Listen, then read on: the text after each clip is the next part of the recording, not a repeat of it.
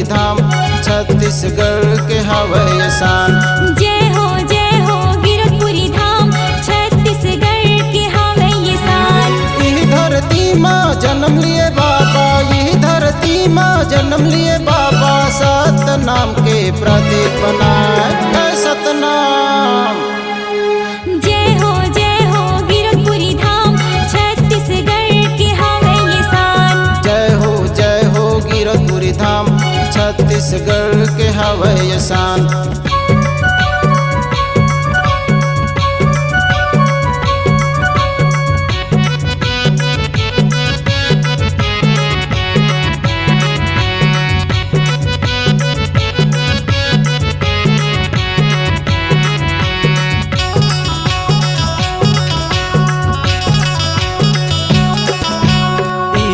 तोरे हावे बाबा सत की सब निशानी, चरण कुंड अमृत कुंड छता पहाड़ पचकुंडी।